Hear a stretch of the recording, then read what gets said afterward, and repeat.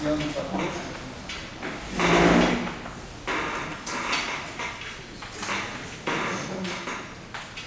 E vamos começar, né, com as interações fortes. Certo? Finalmente.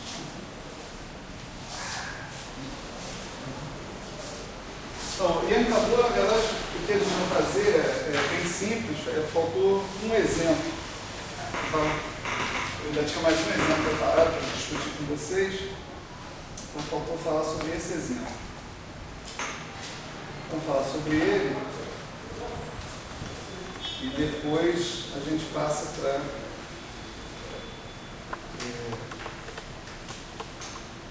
a discussão dos Hadrons, né? Então, o exemplo,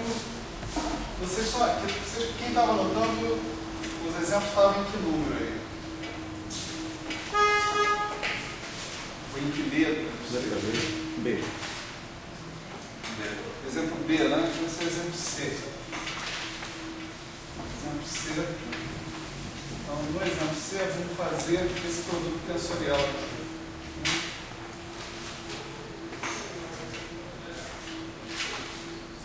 É 6 vezes 8. Né? Os caras terminam ensino fundamental, ensino médio, graduação, vai para a pós-graduação para aprender que 6 vezes 8 é 48. Ele é assim. Então, um primeiro passo, né? Segura.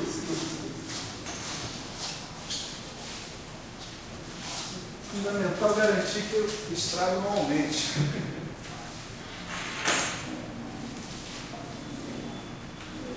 Peraí. 4, 3, 2, 1. A gente volta esse em cima desse. Esse em cima desse. Melhorou. Opa!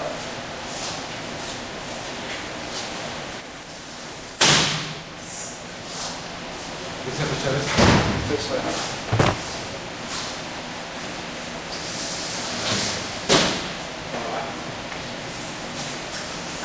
Então, no primeiro passo, então, vamos pegar uma dessas caixinhas aqui e colocar lá de todas as maneiras possíveis, né? Como ontem, como segunda-feira. Então, o primeiro passo que a gente vai obter vai ser isso aqui.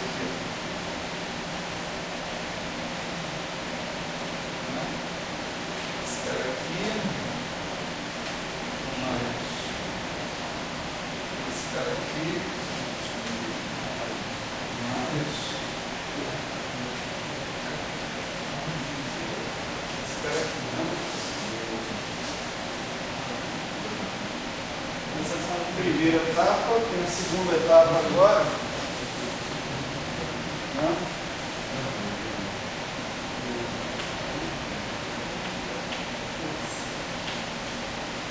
A segunda etapa a gente vai ver isso aqui.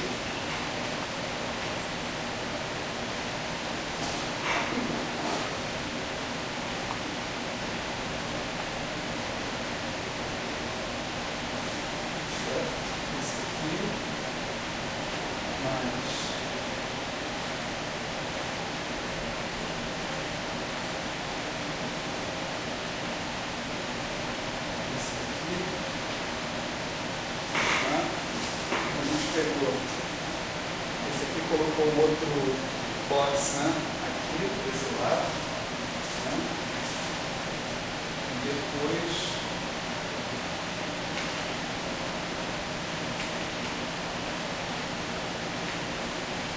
Um programa para fazer isso é trivial. Programinha para fazer isso é trivial. programinha.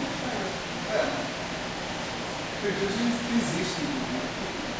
Sem maiores problemas. Para SUN, inclusive. Para Acredito que existe para SUN. Né?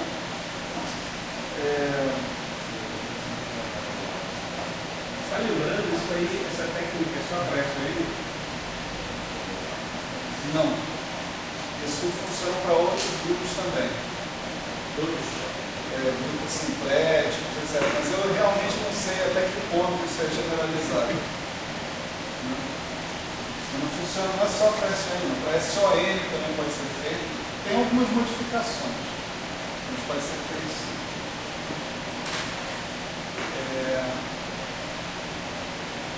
Bom, esse cara aqui, ó, aquele terceiro ali, poderia ser você chegar aqui e colocar aquele box aqui embaixo. Né? Só que aí você vai obter exatamente igual a esse. Não é isso? Não, está certo, desculpa. Você coloca ele aqui embaixo e obtém um novo. Né? Aí quando você vier aqui, a primeira opção que você teria seria colocar um box aqui, só que aí você obtém um igualzinho que você já tinha ali. Então esse aí você não conta mais uma vez. Certo? Então vamos dizer, colocar a segunda caixinha aqui, de todas as maneiras possíveis, e dar aquela terceira. Quando você começar a colocar a caixinha nesse aqui, a primeira opção que você tem já é a repetição do terceiro. Então você não conta essa. Tá? A segunda opção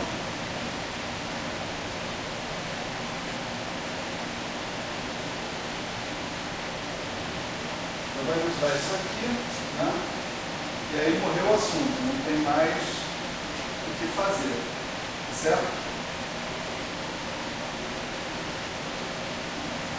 Não é? Eu quero botar um aqui, botar um aqui, que é o que aconteceu, né? Botar um aqui embaixo não pode, porque vai dar 4 caixas, mão de simetrização de 4 índices. Né? Então é só esse é o único que tem. Né? Quando você vem nesse aqui, o primeiro que você obtém é colocar uma caixinha aqui. Né? Esse aqui já existe lá. Então nada feito. Aí depois você vem e coloca uma caixinha aqui. Esse aqui já existe aqui, também nada feito. Né?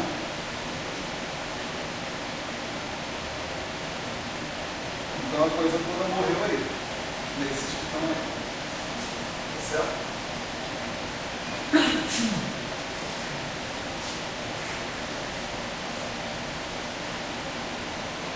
Bom, só para a gente treinar o negócio lá dos ganchos, né? Vamos calcular as dimensões de cada uma dessas caixinhas. Bom, só tem A aí, então também aquele último critério não se aplica, né? De A, B, não sei o que, verificar quantos A's tem a esquerda dos B's, etc. E tal. Então, nesse caso aí, eu não preciso nem fazer conta nenhuma desse tipo. Vamos calcular a dimensão usando lá o método lá dos ganchos, essas coisas todas, né? Para cada um desses caras que estão aqui. Primeiro esse aqui, né? O numerador aqui vai ser 3 vezes 4 vezes 5 vezes 6 vezes 2, não é isso? Isso aí. Dividido pelo quê? Por 1 vezes 2 vezes 3 vezes 5.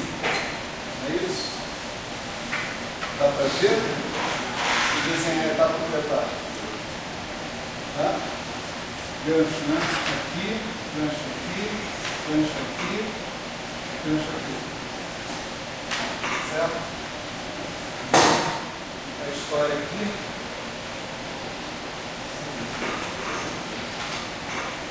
24. Não? Hoje eu vou fazer 24 anos.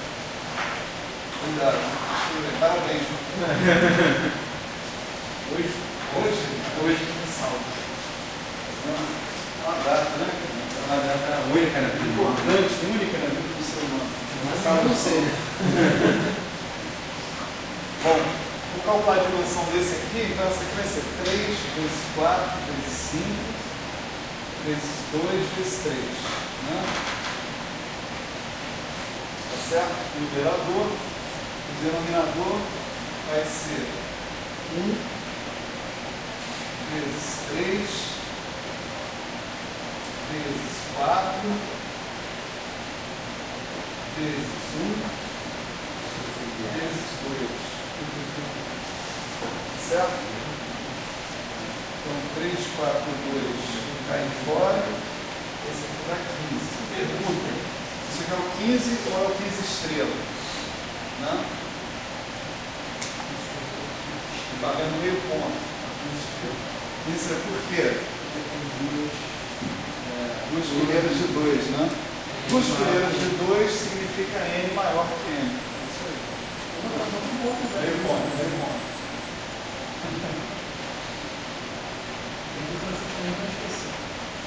Francês? Ah, é, o francês também fala meio ponto. Bom, aí esse outro que está aqui, né? Isso aqui a gente ignora, né? Está uma fileira de 3, tá certo?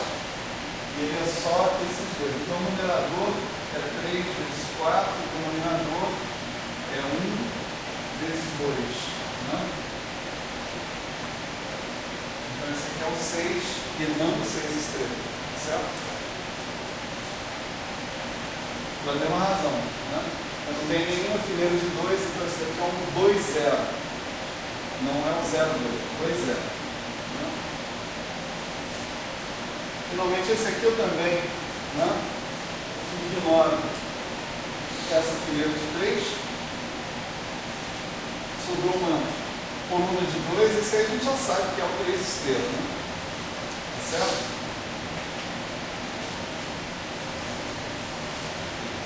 Já fez essa conta milhares de vezes. Né? Essa coisa dentro lá. Então, se você somar, né? 24 com 15 39, 39 com 6, 45, e 3, 48, 6 vezes 1, 48, maravilha. Certo? Bom, então, agora está todo mundo craque em limitador, tá certo? Todo mundo, pelo menos para S3, né, vai saber reduzir uma representação, um produto de representações arbitrárias, né, que aparecer na sua frente. Então, vamos lá, não é difícil mesmo não, né? Mnemônicamente falando, não tem tanta coisa assim para decorar, né? E você faz essa conta realmente rápido, sem maiores problemas. O que tem por trás realmente é sinistro, né? Mas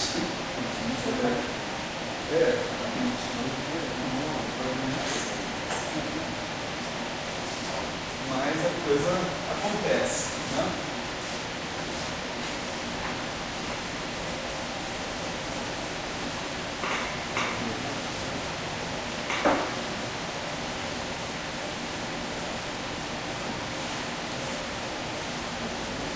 Agora a gente está preparado para começar a falar sobre as interações fortes, certo? Vou falar sobre as interações fortes dentro do ponto de vista pós-anos 60, né? Vamos dizer assim. Né? É claro que você poderia falar de interações fortes pré-anos 60, sem problema nenhum. Né? Mas ali a bagunça imperava. Né? Então, não é aqui o objetivo de contar a história das interações fortes, como é que elas apareceram. Tipo assim, a primeira noção de que você tinha que ter interações fortes vem do fato da descoberta do nêutron. Né? Você descobrir que o núcleo atômico contém prótons e nêutrons. Quando você descobre isso, né, você fala assim, então que força que segura um próton junto do nêutron? Amor. Né? Amor. Amor é um nome possível. Né? Amor é um nome possível, né? Interação do amor. Né? Porque ela é eletromagnética, ela não é. Né? Porque o nêutron, como o nome diz, é nêutron. Né? Não tem carga. Né? O pessoal, nessa época, eu não sabia que o eletromagnético era composto. Mas, sei lá, hoje em dia, se você fosse fazer uma coluna de trás da frente, você não podia chamar uma interação entre o próprio nêutron, como uma coisa tipo de dipolo ou de quadrupolo, não causa uma estrutura interna? Você está pensando no nêutron como uma partícula composta eletromagneticamente, né? Tipo assim, uma partícula mais, outra menos, aí você tem um dipolo, ou uma mais, uma menos, outra mais, outra menos, um quadrupolo, né? Uma coisa assim. Mas você sabe que essas interações tipo dipolo, quadrupolo, elas são interações muito fraquinhas. à medida que você se afasta, né? Tipo, as forças Van der Waals, tipicamente, são forças tipo de polos, quadrupolo. Elas vão com 1 sobre R5, 1 sobre R7, coisas desse tipo. Se você fizer uma conta, você vai ver que não é o suficiente para segurar, né? O próton junto do nêutron. E pior, é segurar um próton junto do outro próton, né? Próton com próton é monopolo. O dipolo é quadrupolo, não, é monopolo, né? Mais com mais se repele, né? Então, se você quiser segurar um próton junto com outro próton, você precisa de algo mais forte que a interação eletromagnética, né? Para fazer isso. A interação gravitacional é atrativa, poderia fazer, mas se você fizer a conta, você vai ver, a interação gravitacional é ridícula perto da interação eletromagnética, né? Então não tem condição de segurar, né? Outra interação que apareceu foi a interação fraca também. Mas como o próprio nome diz, ela é fraca. Ela é muito mais fraca que a interação eletromagnética. Foi proibido profissionalmente nesse momento. Ele é de aniversário. Foi para trazer um bolo, uma vela, essas coisas. Biscoitinho. Para a minha aula de biscoito. Para com o bolo. Biscoito não. Então você precisa de uma interação mais forte que a eletromagnética, né? E essa interação mais forte que a eletromagnética não era nem a fraca, nem a gravitacional, né? E a própria interação eletromagnética efetiva, que viria através de dipolo e quadrupolo, também não era aceitável. Isso é uma condição de segunda ordem em relação ao monopolo, né? Segunda ou terceira ordem. Então, precisava de uma interação nova mesmo, entre próton e nêutron, entre próton e próton. E essa interação foi chamada de interação forte, né? Ela tem que ser realmente mais forte do que a interação eletromagnética. Ela é da ordem de 10 ao quadrado, né? Vezes mais forte, 100 vezes mais forte que a interação eletromagnética. Vem o Yukawa, né? Não sei que ano é isso, 35, 37, uma coisa assim, e propõe o seguinte: bom, o eletromagnetismo foi super bem sucedido ao ser explicado como troca de partículas, no caso fótons, entre partículas carregadas, né? Qualquer partícula carregada troca fótons entre si, e você entendeu uma descrição do eletromagnetismo a partir desse quadro, né? Dessa descrição. Então, vamos tentar a mesma coisa com a interação forte, né? Então, as partículas que interagem fortemente, elas também devem trocar algum tipo de partícula entre elas. E aí apareceu o mesopio, né? Certo? O mesopio foi proposto pelo Yukawa, a massa dele foi estimada com um armamento baseado no princípio da incerteza, já no armamento clássico, né, hoje em dia. Né? E, posteriormente, o mesopio foi medido, né, pelo nosso querido César Lattes, né? Lattes, Occhialini e Paula, né? São os grupos de medida? Não, olha só. A interação forte era a interação entre as partículas que se conheciam naquela época, né? Então era próton e nêutron, né? Você não conhecia nem os íons, não conhecia mais nada, você conhecia próton e nêutron. Eu já conheço isso. Né? Então, a interação forte é a interação entre essas partículas, né? Então, quando você fala mesopio, você está falando de uma interação entre o próton e o nêutron. Mais tarde, né, depois do conceito de quarto, aí você vai dizer o seguinte: essa interação que tinha sido proposta originalmente lá atrás pelo Yukawa é uma interação efetiva, aí sim desse esquema, né? Essas partículas são partículas compostas e elas interagem trocando uma outra partícula composta entre elas, tá certo? Mas aí o mesopio também seria composto? Também seria composto, também seria né? Então vamos chegar lá, né? Essa descrição original das interações fortes, né? Isso pré-década de 40, uma coisa desse tipo, né?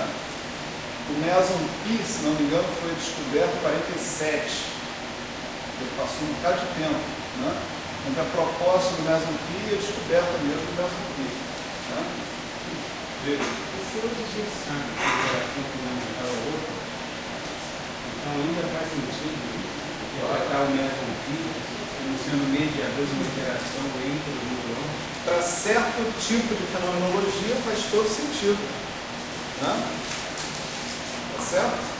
Quer dizer, a gente sabe que os quartos formam os prótons, os nêutrons. Né? A gente vai aprender isso aqui. Né? Mas, se eu for falar de átomos, por exemplo, né? Física atômica, eu posso esquecer o conceito de quarto, né, cara? Na verdade, eu posso esquecer até que o núcleo é formado de prótons e nêutrons, em várias instâncias. Posso dizer, o núcleo é uma partícula lá, de carga Z, né, rodeada num monte de Z elétrons, né, também, para fazer com que o negócio tenha carga zero. E é esse cara aqui que vai interagir com outros átomos e vai provocar aquelas ligações covalentes, dativas, não sei o quê. Eu nem falo em quarto, em grupo, embora isso aí seja o cenário subjacente. Né? Os quartos e os gluons formam os prótons e os nêutrons, os elétrons não são formados de nada, mas aparecem também no contexto. Mas eu não vou falar dessa estrutura para poder falar da física atômica. É mais ou menos no mesmo sentido. Essa teoria de próton e nêutron trocando íons, fenomenologicamente não é ruim. Ela não é ruim. Mas ela tem seus limites. Se você considerar o próton e o nêutron como partículas elementares, então você não deveria poder excitar estados, fazer o próton e o nêutron passarem para estados excitados. Você não deveria poder provocar ressonância de prótons e nêutrons. Tudo que você pode provocar, tudo que você pode excitar é porque não é elementar. Né? Pensa no átomo de hidrogênio, né? Só para a gente ter uma ideia mais familiar. Né? O átomo de hidrogênio pode ser excitado, pode estar no estado fundamental, mas você pode excitar o cara para o primeiro, segundo, terceiro, quarto estado excitado. Por que isso é verdade? Porque ele é composto de núcleo, né? Que seria próton, por exemplo, mais elétron. Né? Você explica essas excitações, esses diferentes níveis de energia, com diferentes órgãos do elétron ao redor do próton. Né? Então ele tem uma estrutura interna que pode sofrer adaptações, variações, e, portanto, exibir propriedades diferentes, ou seja, momento angular diferente, coisas desse tipo, energia diferente, energia em relação ao estado fundamental, para diferentes excitações que você colocar. Né? Assim, você pode pensar também um próton ou um nêutron, se eles são estados ligados agora não de duas partículas, mas de três. Né? Essas partículas podem ser excitadas. E, de fato, né, você descobre ressonâncias, excitações, né, de prótons, de nêutrons, essas coisas todas. Né? Caras com o mesmo conteúdo de partículas elementares que o próton e o nêutron, mas com energias maiores, com momento angular maior, com spin maior, com coisas desse tipo. Né? Por exemplo, com um elétron, ninguém nunca conseguiu pegar um elétron e excitar um elétron. Certo? Uma boa razão para a gente pensar que o elétron é realmente elementar. Certo? O elétron não tem estrutura interna. Fala. Uma força entre luz, que é individual em relação à força entre partes, ela é de fato mediada por quê? Em certo regime de energia, que você pode chamar de regime de baixas energias, né? Você pode fazer uma descrição como essa muito bem sucedida. A física nuclear está muito bem estruturada em cima desse tipo de modelo. Tá. E de fato tem esse papel, não é só um estado ligado a isso. Tem esse papel. Sim, ele tem um papel de mediador. Não, mas eu não entendo a diferença, por exemplo, imagina que um átomo de hidrogênio, eu excito, posso até chegar ao nível de ionizá-lo. Eu decaio, eu detecto uma luz diferente, eu vejo que ele está ionizado. Eu não entendi o que seria também, eu entendi o que é essa, o que é uma oscilação e como é que eu detectaria que o próton está excitado. Primeiro, essa excitação ela vai produzir partículas que podem até ter um spin diferente. Então ele detecta outras partículas. Outras partículas. Depois essas partículas decaem também. Elas não são partículas estáveis, elas decaem. Quando elas decaem, elas geram outros produtos de decaimento. Só que aí a diferença é que você está na teoria relativista. Então você não precisa decair e fornecer o teu próton de volta, e mais fótons, por exemplo. Né? Não necessariamente as partículas que vão sair, né, vão ser as mesmas partículas que estão entrando. Né? Essa coisa de uma elástica já mostra que não é Inelástico. não conservar energia porque a energia intensa. Mas assim, por exemplo, eu quero você botar um átomo de hidrogênio e vejo ele irradiar quando eu jogo luz. Pô, mas como é que ele detecta a oscilação de uma parte de um próton? Como é que eu faço experimentalmente? Entendeu? Você choca um próton com o outro, por exemplo, agora no LHC. Né?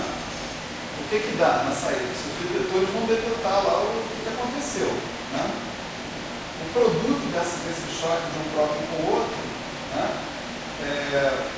pode ser uma partícula, uma massa imensa lá, com um spin imenso também, etc. e tal, que é detectada pelo detetor. Ou se você não detecta essa partícula, você detecta os produtos de decaimento dela. Um monte de pions, às vezes. Então, tudo que acontece no LHC, na verdade, é resultado da excitação dos prótons.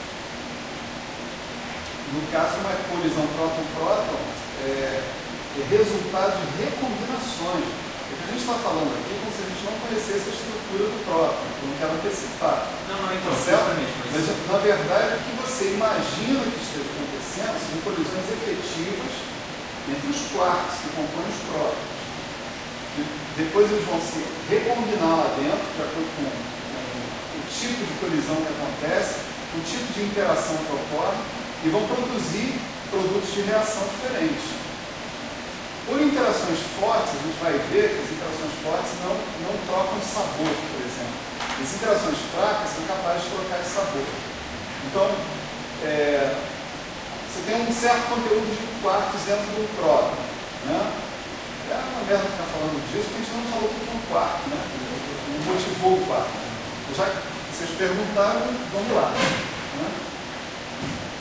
Então, sei lá, é o UD. O próton é o UD. Né? Aí você, por um tipo de interação fraca, por exemplo, esse D se transforma em U. Então, essa partícula deixou de ser um UD, passou a ser um U.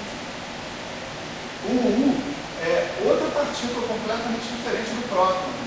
Né? Se você olhar as cargas, né, elétricas, essas coisas, a gente vai ver isso aqui, né, em relação a cada quadro. Né? Então essa partícula se comporta completamente diferente. É muito fácil você detectar ela, na verdade, nos detectores. E quando você detectar, você vai saber, isso aqui não é um próton. Entendeu? Isso aqui é outra coisa. Né? A carga é diferente, o momento angular final é diferente dela. Né? Tudo diferente. Quer dizer, o que eu estou falando aqui sobre a partícula ser excitada, né, vamos retomar só o que eu quis dizer. Quando você tem uma partícula, você consegue produzir uma excitação dessa partícula, a partir de uma colisão, por exemplo, a partir de cedendo energia de alguma maneira, isso é um sinal de que essa partícula tem estrutura interna. Essa é a frase, certo? Então, voltando um pouco mais atrás, não se conseguiu até hoje excitar um elétron. Certo? Elétron, você dá energia, vira elétron com mais energia. E só. E não vira outra coisa. Né? Ele é elétron, eternamente. Então, elétron é considerado uma partícula elementar até hoje. Agora, próton não. Nêutron não. Né? Essas coisas vão lá. Íons não.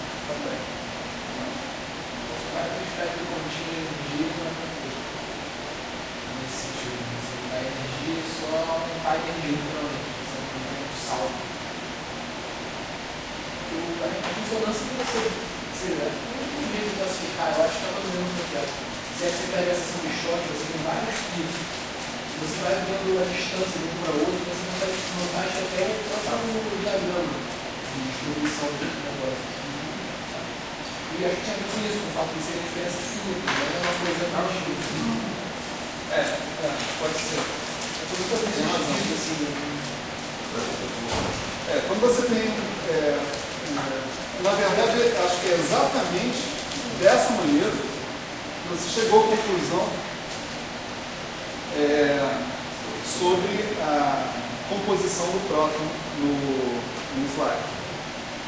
Você analisou a seção de choque, você reparou que tinha uma certa sequência de picos e você falou, olha, isso daqui indica que o cara é composto de alguns caras que internamente podem estar livres. Foram chamados de partners na época.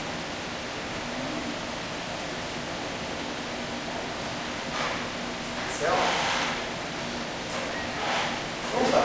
Bom, isso aqui é um preâmbulo, vamos dizer assim, só para a gente dizer o seguinte, vai aparecer essas interações para se somar a outras interações que já existiam.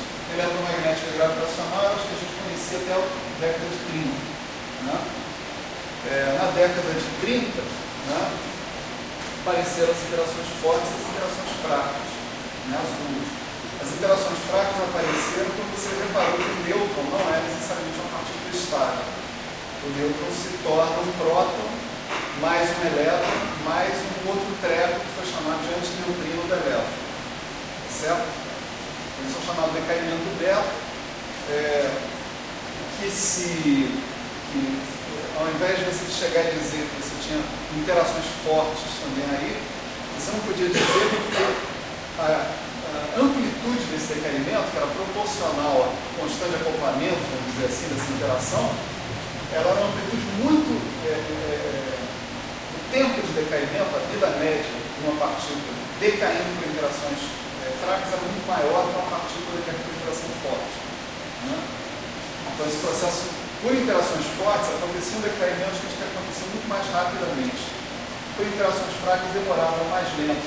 Isso é um indício de que a constante de acoplamento associada com a interação fraca era realmente outra constante diferente, era outra interação em relação à interação forte.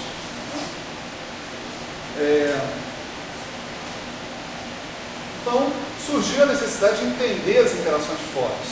O que acontece com essas interações, como é que elas são, etc. E tal, essa necessidade foi agravada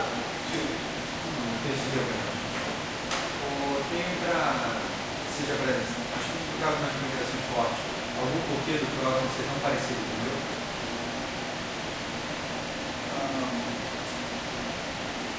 Quando você fala porquê, você está falando assim, você está sabendo em termos mais fundamentais. Porque assim, na verdade a interação forte basicamente é entre os caras, entre os dois.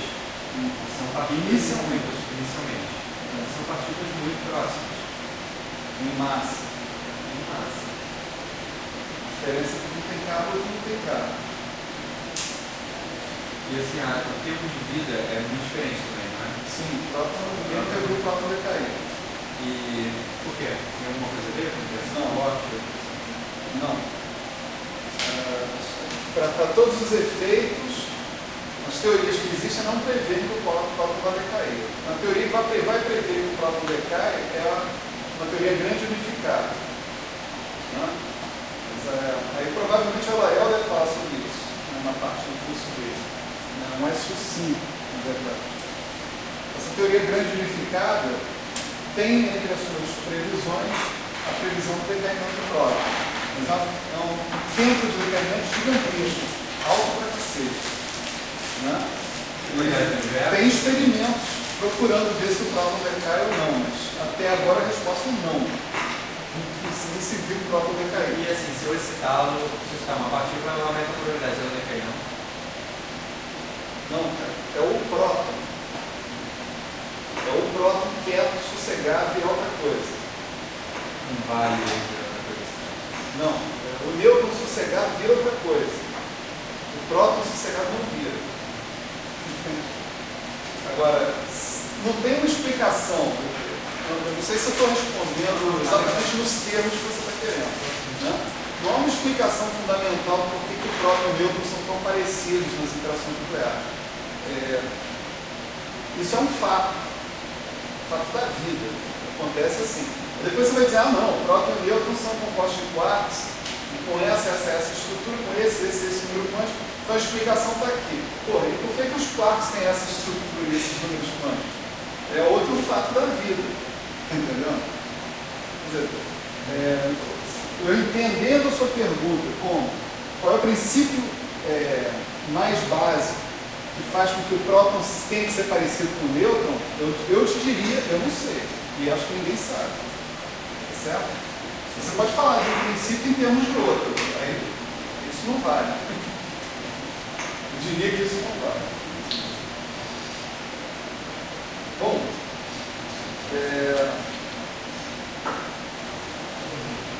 em geral, né,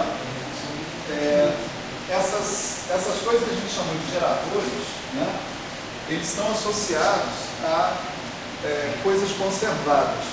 Tipo lá no SO3 ou no SO2, né, quando você tinha momento angular, você tinha JX, JY e JZ. Né? E uma condição que você tinha para você ter invariância sobre rotações era justamente, né, que cada um desses J's, né,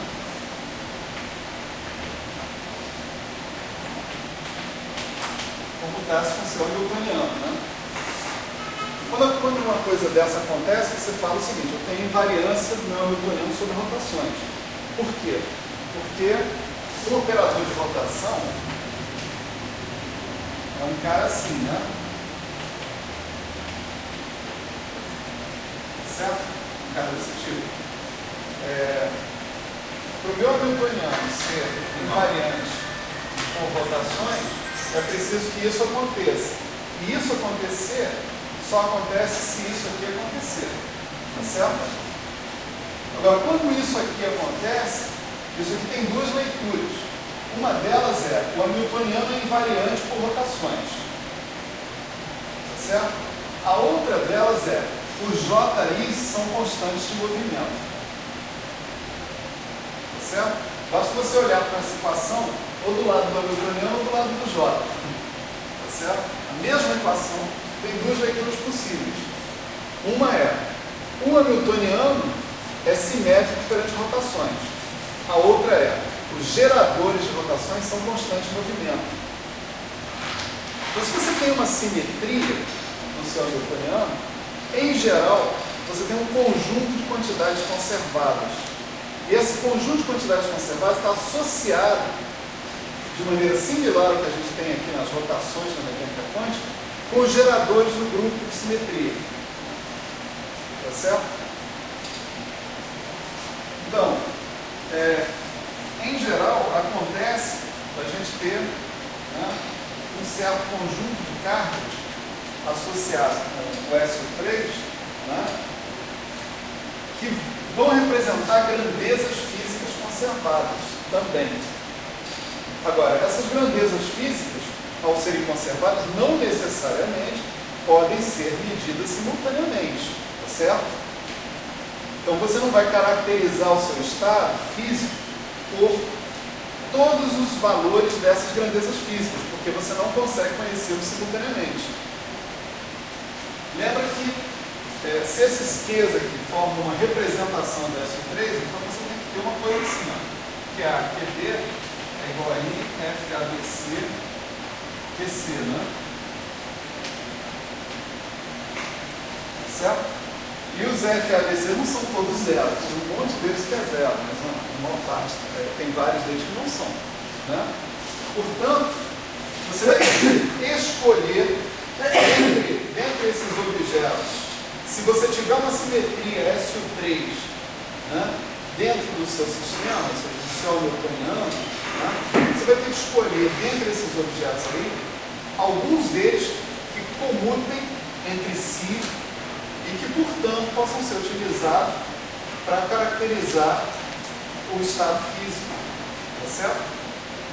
Esses caras que comutam entre si são exatamente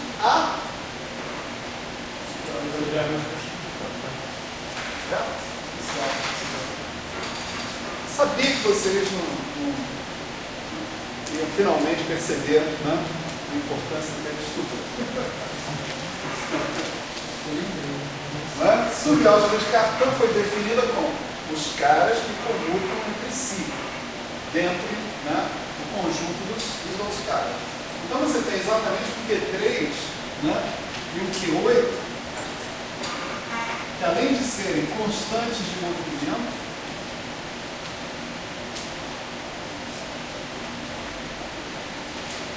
eles também são rótulos de possíveis, né, para estados físicos. Certo? Q3 e Q8.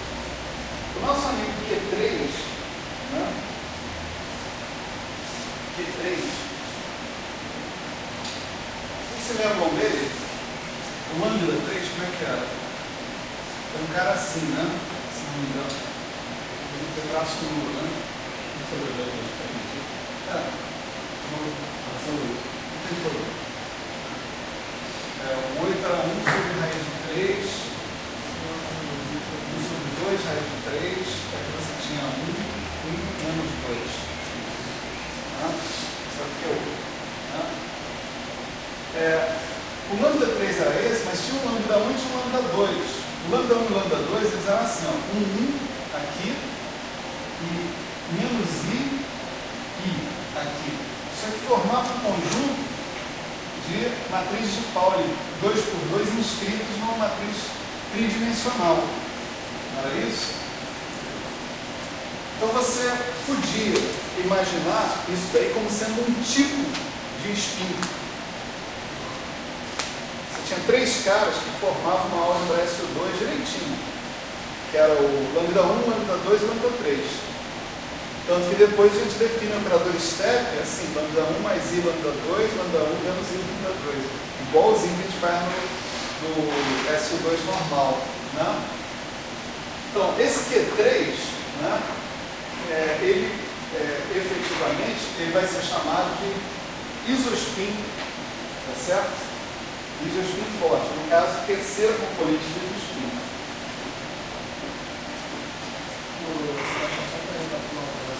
O Q3 e o Q8 são constantes por conjunto porque eles são diagonais e comutam com qualquer coisa.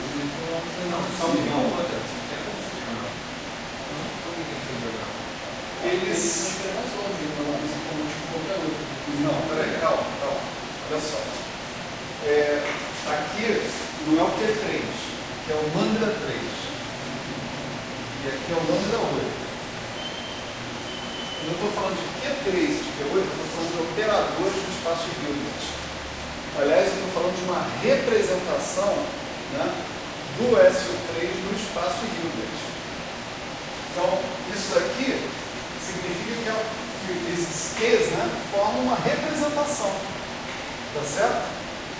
Só que se esse aqui é um operador, sabendo em que espaço ele atua, né, que é o espaço Hilbert, eu vou dizer que é uma representação unitária, esses Qs vão ser hermitianos, etc. E tal, no espaço de Hilbert. Certo? Quando eu digo que eles comutam com o hamiltoniano, isso é uma hipótese. Né? Eu estou dizendo que eu tenho simetria sobre SO3 no meu hamiltoniano. Eu supondo que eu tenho essa simetria. Então, essa simetria sobre SO3 do meu hamiltoniano significa que os geradores do SO3, nesta representação, lá no espaço Hilbert, têm que comutar com o hamiltoniano. Todos eles. Certo? Eles comutam todos eles com o hamiltoniano. No entanto, entre si, né, então, por exemplo, Q3, Q8 comutam com o hamiltoniano, os dois. Q1, Q2, Q3, todo mundo comuta. Mas entre eles, Q1 e Q2 não comutam entre si e nem comutam com Q3. Então, se eu quiser usar esses geradores, essas grandezas que comutam com o hamiltoniano, para produzir rótulos para os meus estados físicos, que é o que eu faço na mecânica quântica normal, né? Q1, Q2 e Q3 são invalidados. Tá certo? Por quê? Porque todo mundo comuta com a Hamiltoniana, ok, mas todo mundo tem que comutar entre si. Então a subálgebra de Cartan é importante por quê? Porque ela produz um conjunto de operadores que comutam entre si. Se esse conjunto é completo ou não, são outros 500. Pode ser que você tenha outras simetrias, né, que vão produzir outros rótulos, né, etc. E tal. O estado pode não ser completamente indexado só em termos desses observáveis físicos. Né? Mas, pelo menos esses rótulos, eles podem ser consistentemente dados para estados físicos. Q3, Q8 e energia, no caso que é o rótulo do Hamiltoniano. Tá certo? A gente está inferindo isso aqui do fato de que a gente está pedindo que no espaço Hilbert a gente tenha uma representação do SO3. A gente já conhece muita coisa sobre o SO3, né, na representação tridimensional e na representação adjunta, e sabe fazer produtos tensoriais de representações, etc. E no espaço de Hilbert você pode carregar muito dessa informação, mas você tem que lembrar da natureza de quem são os caras que você está estudando. Certo? Coisa séria. O que é isso? É spin. Não, mas é assim, por exemplo, a carga. Mas o spin é spin que não é spin. É isso. Certo? O negócio é o seguinte: o spin, como nós aprendemos, né, não nesse curso. Agora que eu concordo. Tá bom, então peraí. Deixa eu falar de outra maneira. Não, fala assim. Não posso falar dessa maneira porque nem todo mundo está frequentando outro curso. Né? Mas o spin, ele é uma grandeza física associada com a simetria de Poincare. Né? Quando a gente estuda as representações de grupo de Poincare, a gente chega à conclusão de que o spin é um rótulo necessário para o nosso estado físico. Tá certo? Bom, né? O isospin é uma simetria interna. É um SO2 que nem o do spin, só que não está relacionado com nada espaço-temporal. Então você chama isso de isospin, que quer dizer o mesmo que o spin, só que em outro contexto. Iso igual ao mesmo. Porque assim, você, por exemplo, sabe, um corpo rígido. O corpo rígido tem lá os seus graus de liberdade. Se você pegar assim, grau de liberdade de translação, para cá ou para cá, não é a mesma coisa, dá para entender, entendeu? Então, se você falasse tipo, transladar em X é spin, transladar em Y é spin, são coisas diferentes, mas é lei de translação, rotação também. Agora, rotação e translação são coisas completamente diferentes, são graus de liberdade. Então, tudo bem, é um grau de liberdade interna, mas ele não é nem um pouco palpável, porque o spin é tipo um momento magnético, interno, intrínseco, mas ele tem uma interação com campos externos. A carga, ela é uma interação eletromagnética, interage com a radiação, a radiação vai mediar. O que é isso, spin? A carga é tão impalpável quanto o spin. A carga é tão impalpável. Mas a carga eu consigo entender, será que esse eu consigo entender, não? Se você entende a carga, você deve entender o spin. A carga tem uma origem não no espaço-temporal da mesma forma. Mas então, digamos assim, eu consigo perceber a carga. Como é que eu percebo isso? Por exemplo, como é que eu faço uma medição para detectar isso? Você tem simetria de isospin dentro da sua Hamiltoniana. Né? Então, sei lá, você tem uma simetria SO2 de isospin. Então, todas as suas interações produzidas e descritas pelo seu Hamiltoniano vão refletir essa simetria SO2, vão ser consequência. Você vai ter o teorema de Wigner-Eckert, por exemplo. Eu preciso de outra partícula para medir a carga. Como não? Não. Quem disse isso? Se eu mandar uma partícula carregada no campo magnético. E quem produziu o seu campo magnético? Não, tá, tudo bem, mas aí a interação com o campo, não interessa a fonte. Não, que isso, claro que interessa. Você está falando de partículas elementares. Entende? Não. Você sempre precisa de duas coisas para medir a propriedade de uma. Sempre. Tipo assim, vamos pensar o seguinte: se uma coisa não interagir, você não tem noção da existência dela. Não, mas vai interagir, vai fazer uma curva. Fazer o quê? Uma partícula carregada no campo, ela faz uma curva. Eu medindo o raio de curvatura e você carga. Ela está interagindo com um fóton, por exemplo, que é uma consequência de você pedir que a simetria de calibre, com a simetria interna, né, seja preservada. Você pode olhar por esse ângulo.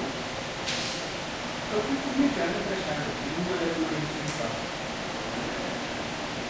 Não, então o que o nome é espinho? É o grau de liberdade interna, espinho também. Só por Porque os geradores, né, esse cara satisfazem exatamente a álgebra do S2. Só que eles não têm origem em espaço temporal. E se eu não fosse falar de Isso é igual a... física? Se fosse falar do quê? De física. O que é isso? Física. Não, cara, nós estamos falando de física. Quando você fala de momento angular, você está falando de física? É que parece a mesma coisa. Eu pego lá, represento, tem os geradores, aí tem a simetria, aí tem os... Aí tem a simetria, já é uma frase tanto. Aí tem a simetria, significa que o gerador commuta com o hamiltoniano. Isso implica restrições nos seus Tudo bem, eu hamiltonianos concordo. possíveis. Esse negócio pra mim, assim, não é nem que eu não estou entendendo, pra mim é tudo igual, entendeu? O que é tudo igual? Tipo assim, se você, por exemplo, não me falasse direto, não falasse nada, fizesse só matemática. Eu fiz a carga, eu fiz o espinho, eu fiz o espinho, eu diria, o que é isso? Ah, é um grau de liberdade associado a uma simetria. Isso, é uma simetria. Isso, é outra simetria. Mas se você falasse qual é a diferença entre elas, eu te responderia, uma é uma, outra é outra. Olha só, Entendeu? talvez eu esteja entendendo melhor agora sua dúvida. Vamos ver se eu Não é nem consigo. entender, não estou diferenciando. Não, quem não está entendendo sou eu. Entendeu? A hora que eu entender a sua dúvida, eu consigo me posicionar sobre ela. Não vou dizer explicar, me posicionar. Né? O problema é o seguinte, a simetria vem depois da física. Pelo menos veio, historicamente. Né?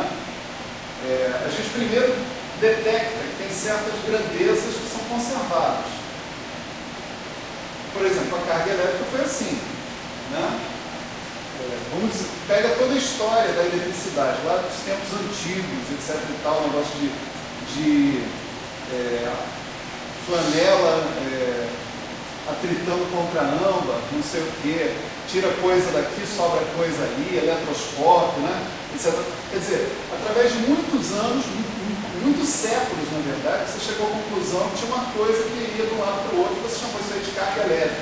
Você dizia, isso aqui tem mais, isso aqui tem menos. Mais anos ainda foram necessários para você perceber que essa coisa era indestrutível. Você não podia criar nem aniquilar. Ou seja, que isso era uma grandeza conservada.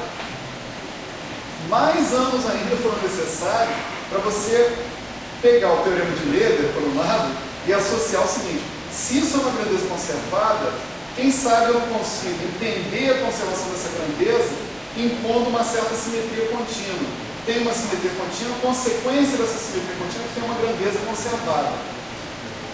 Tá certo? Então, o trajeto do spin foi mais ou menos o mesmo. Tá certo?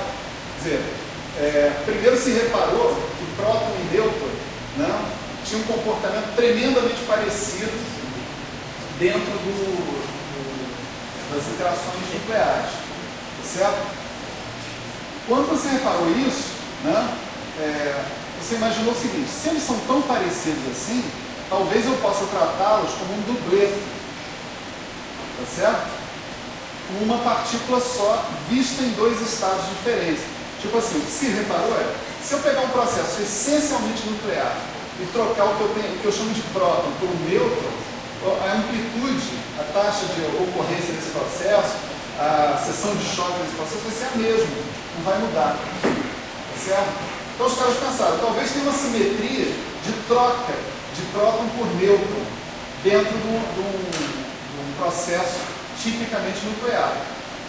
Essa simetria de troca por nêutron sugeriu que você usasse um dupleto.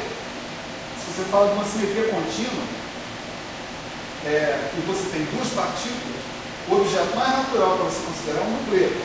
Olha, tem essas duas partículas, eu tenho alguma transformação aqui, alguma matriz, vai trocar uma pela outra. Certo? E pode fazer isso continuamente. Tipo, ainda posso ser uma partícula que é cosseno de θ vezes próton, mas seno de θ vezes nêutron, por exemplo. Né? Quem é o grupo de simetria que pega dupletos e troca, mantendo, sei lá, alguma forma quadrática invariante? Tipo, massa do próton mais massa do nêutron. Né, que é mais ou menos igual. É um SO2. Então, é natural você chegar e dizer, próton e nêutron são estados base 1001 de isospin, de uma coisa parecida com o spin, mas que não tem origem espaço-temporal. Melhorou? Hoje, mais. Certo?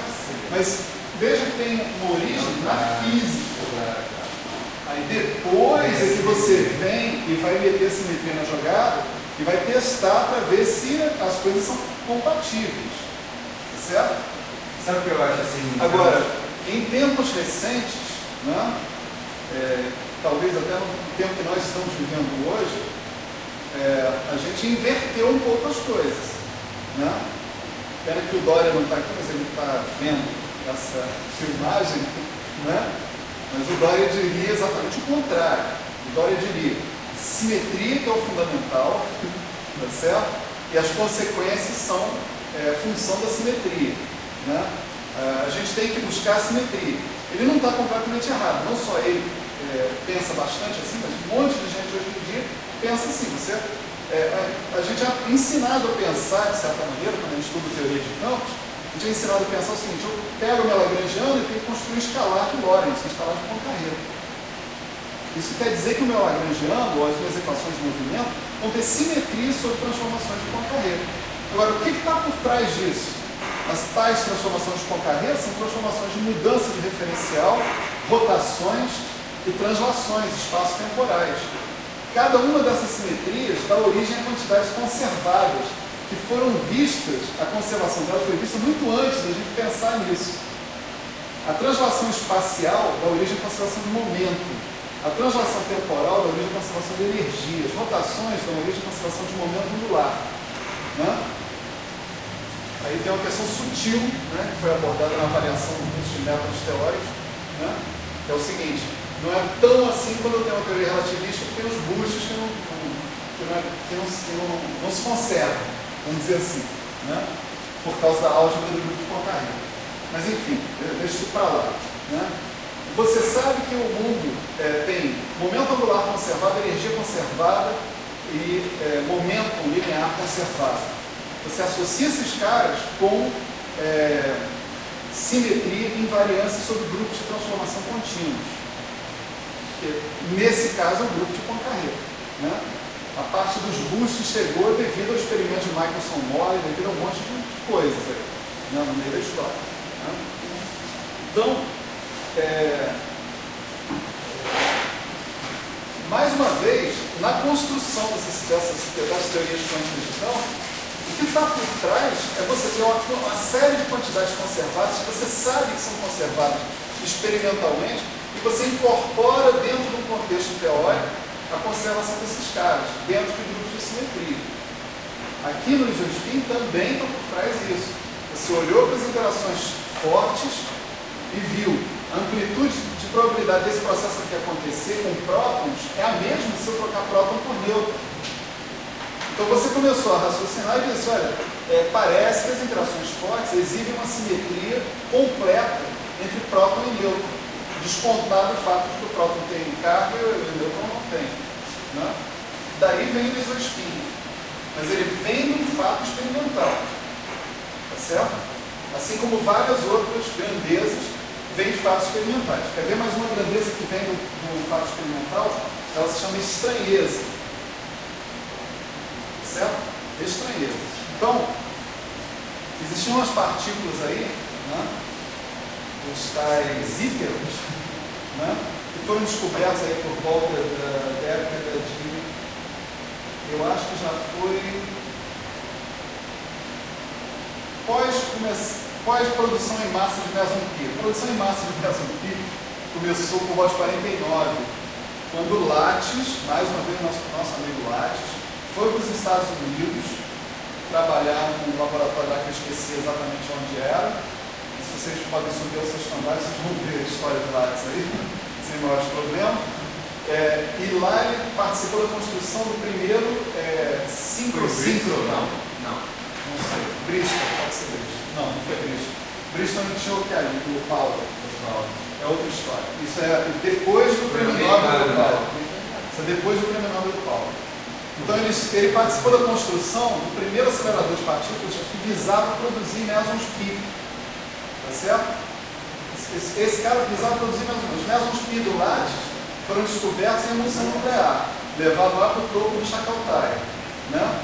Mas eles visaram, falaram assim, bom, se o meson pi, né, é uma partícula como qualquer outra, ele deve aparecer nesse processo de colisão, então vamos ver num acelerador se a gente consegue produzir isso. E efetivamente começaram a produzir. E não só mesons pi, mas outras coisas, né? Abriu uma janela, né, para o mundo aí. Né? Quando você está chocando coisas, você começa a fazer excitação, porque essas coisas não são elementares. Né? Então, várias partículas apareceram na década de 40, né? Entre elas esses ígrons, né, e tal, as partículas chamadas estranhas. E você viu o seguinte, essas partículas, elas decaíam sim, mas o tempo de decaimento delas era um tempo de decaimento, elas tinham dois tempos de decaimento muito diferentes. Um que era fraco e um que era forte. E nas interações fortes, alguns processos que você jurava que deveriam acontecer também, que não tinha razão para não acontecer, não aconteciam. Aí os caras, fenomenologicamente, foram lá e disseram o seguinte, vamos associar o seguinte, nesses processos fortes, né, que a gente sabe que ocorrem por interações fortes, tem um número quântico aqui. E esse número quântico ele é violado pelas interações fracas, mas ele é conservado pelas interações fortes. Chamaram esse número quântico de estranheza. Isso podia chamar de amor, não tinha problema. Né? Estranheza era isso, strange. Né? Chamaram de estranheza. Então, esse número quântico é um número quântico que foi visto que era conservado quando estava envolvido apenas em interação forte, e ele era eventualmente violado quando era envolvido em interação fraca. Né? Mais uma vez, a estranheza deu origem a algum tipo de grupo de simetria, né, cujo gerador vai ser um operador associado com essa estranheza, dentro da mesma linha de raciocínio que a gente tem aqui. Mas, mais uma vez, né, só voltando à questão que o Saulo levantou,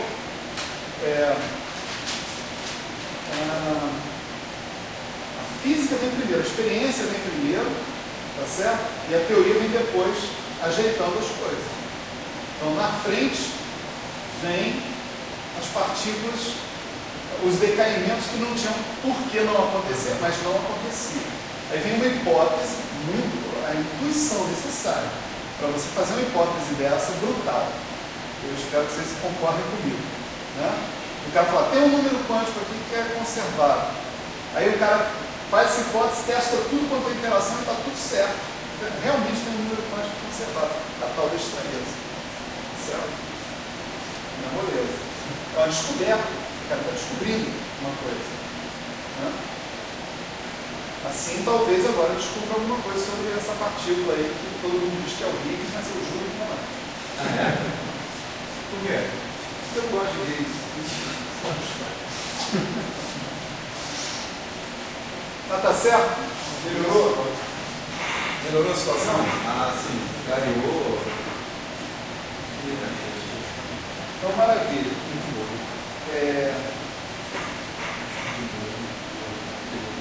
O Q8, vocês não Essa é uma sabem? vontade de simplificações J mesmo.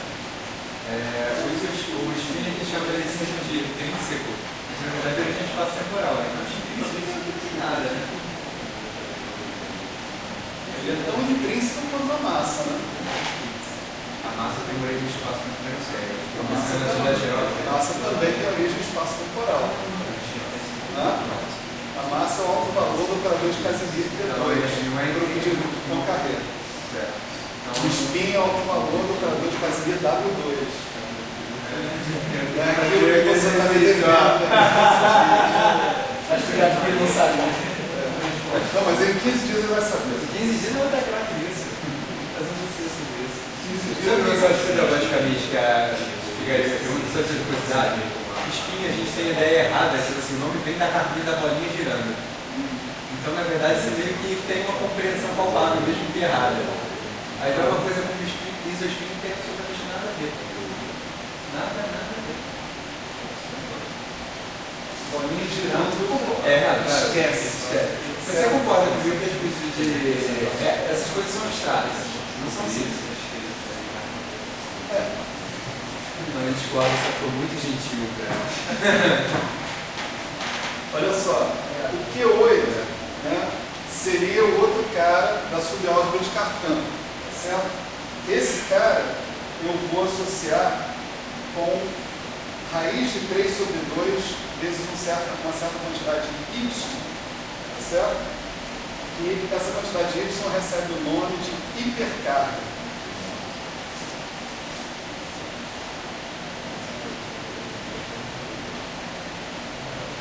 Essa quantidade de y, também fenomenologicamente falando, certo?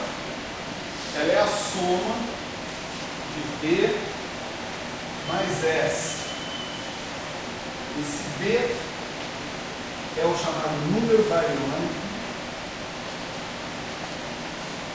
e o S é a estranheza. O número quântico fundamental do Y. Claro, ele também está escrito em termos de outros números quânticos fundamentais, por isso que ele é fundamental, né? Para interações fortes, você tem que ter conservação do número bariônico, certo? O número bariônico significa o seguinte: as partículas que interagem fortemente são divididas em duas classes. São divididas em bárions e mesons, certo? Os bárions, né, a gente vai ter uma maneira infalível de identificar um bárion daqui a pouco, tá certo? Mas nesse momento aqui era bastante difícil identificar um bárion, a menos que você dizer o seguinte: os bárions são os caras de spin semi-inteiro, tá certo? Eram os férmions, né?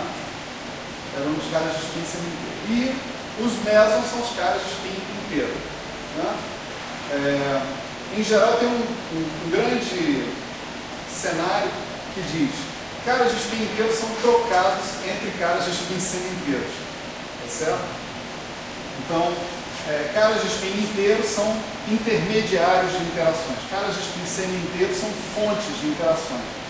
Isso é um quadro, né?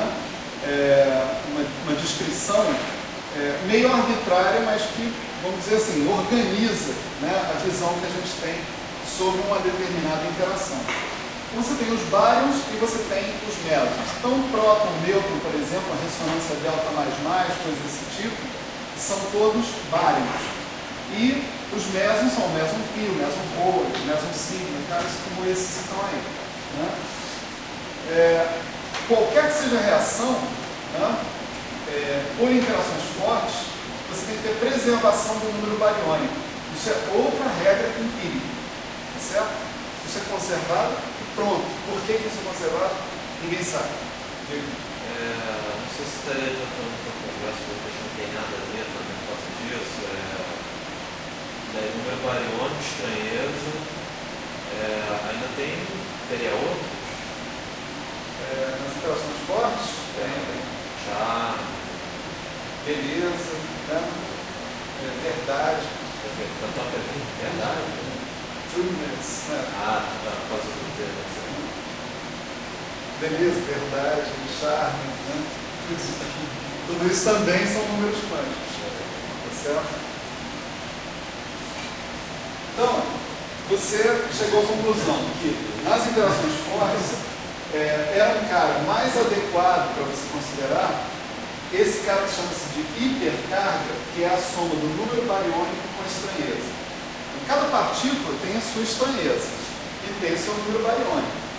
Então, por exemplo, um meson, qual é o número bariônico do meson? 0, tá certo? Um bárion tem um número bariônico 1 e o antibárion tem um número bariônico -1. Né? Isso também tem razões profundas, né, encravadas na teoria quântica de campos, tá certo? Mas que a gente não tem direito de falar nesse curso, né? Então, a hipercarga é definida dessa maneira, e olha a relação dela com o Q8, ou seja, o gerador, né, do SO3 dentro da subálgebra de Cartan. Essa é uma atribuição que eu estou fazendo arbitrariamente aqui, certo?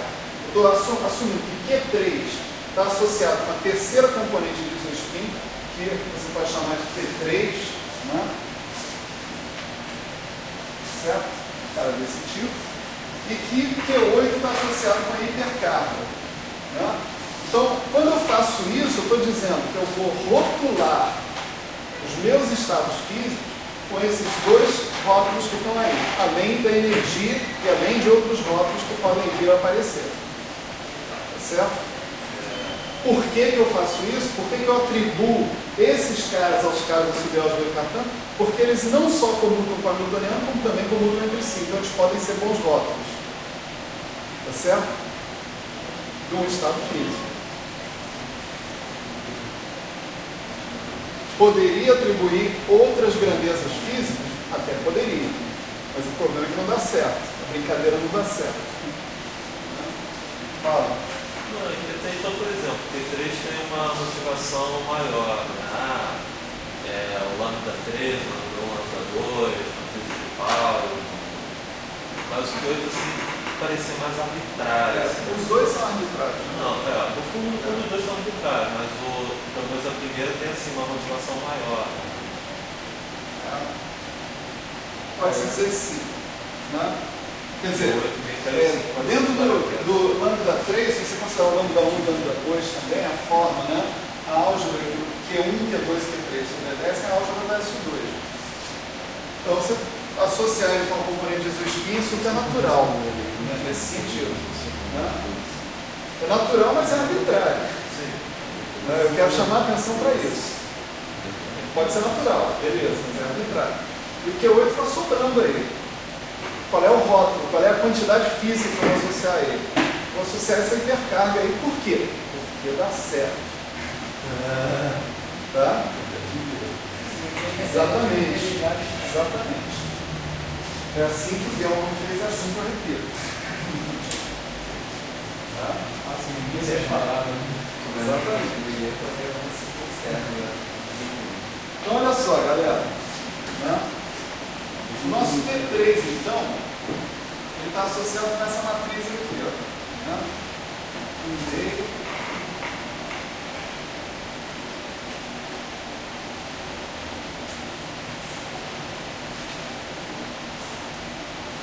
Assim, se eu não quiser falar de operadores de espaço Hilbert, né? Falando só de matrizes, né? O T3 é o lambda 3 sobre 2, né? O lambda 3 está lá sobre 2, etc. Né? O Y, né? Vai ser 2 sobre raiz de 3, lambda 8, tá certo? E se vocês fizerem as contas, vocês vão ver que ele é isso aqui, 1 terço, menos 2 terços.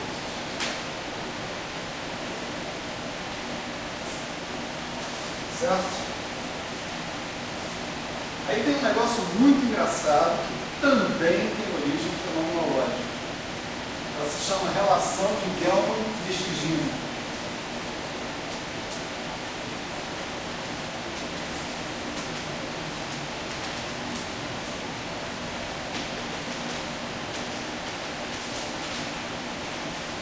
A relação de Gelman-Vestigino nos diz o seguinte, olha só.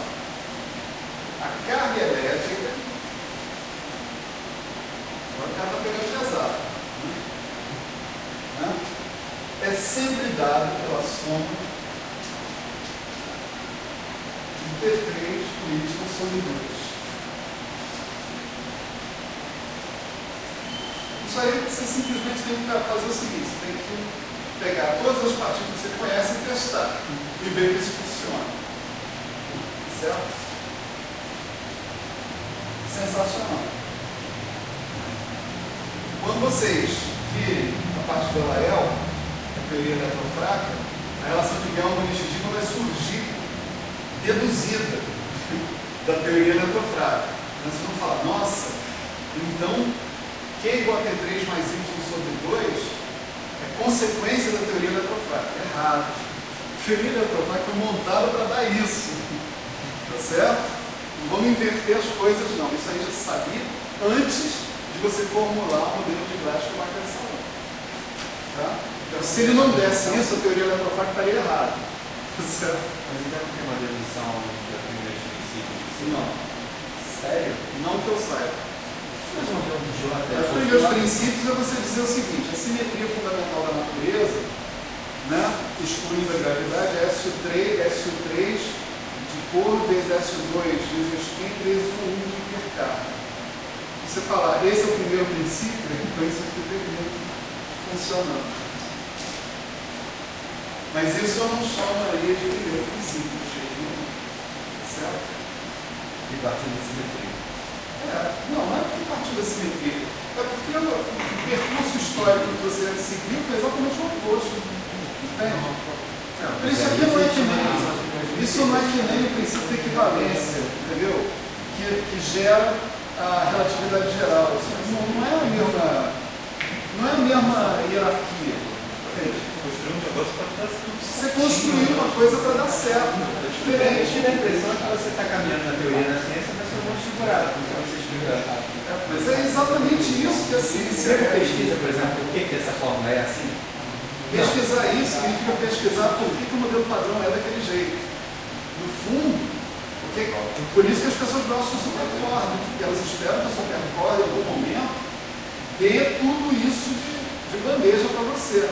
Olha, eu parto de uma teoria fundamental, que é uma corda e não um ponto, né?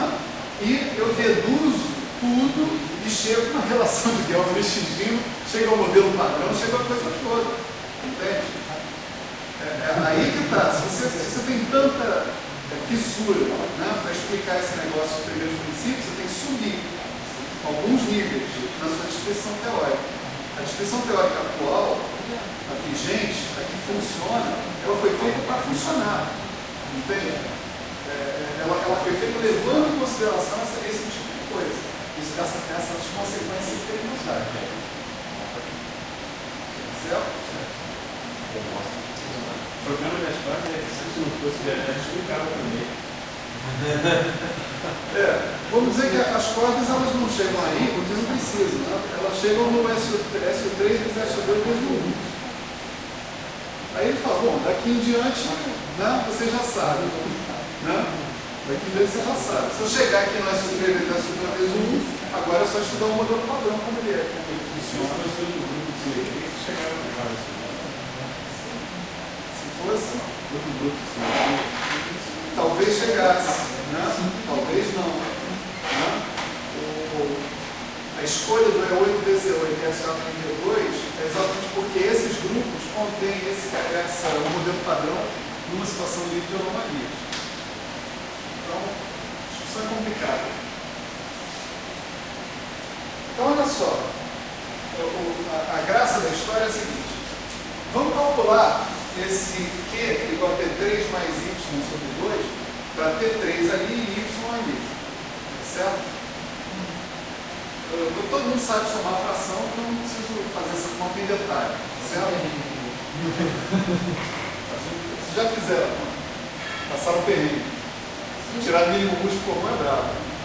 Se você é dentro, Então, se você fizer essa conta aqui, você vai obter isso aqui, ó, 2/3.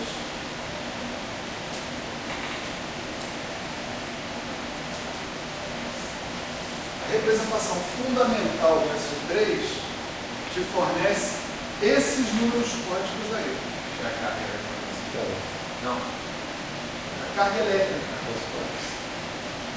Todas as partículas conhecidas, as que a gente vê, tá, satisfazem essa relação. Q igual a T3 mais Y Você sobre significa esses dados valores aí? Subentende quanto essas duas matrizes são diagonais simultaneamente, não é? Então, os vetores base da representação 3 são autovetores desses caras. Não é? Mas assim, Então, os vetores base dessa representação são rotulados por esses dois caras, né? Por T3 e por Y. E se eu quiser acrescentar um rótulo redundante, eu posso botar esse aqui. Eu posso dizer que a carga elétrica de cada um desses vetores base é 2/3 menos 1/3 menos 1/3. Não, mas a carga... Você não observa essa parte da carga menos 1/3, 2/3 e menos 1/3 é a mesma constante. Não? Sim? Não, espera um pouco.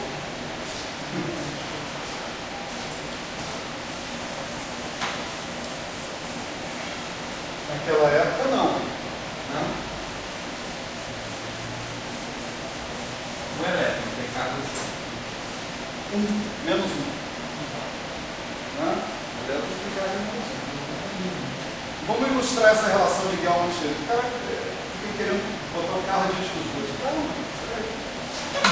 Hoje pode ser aniversário. olha só, para o próton, né?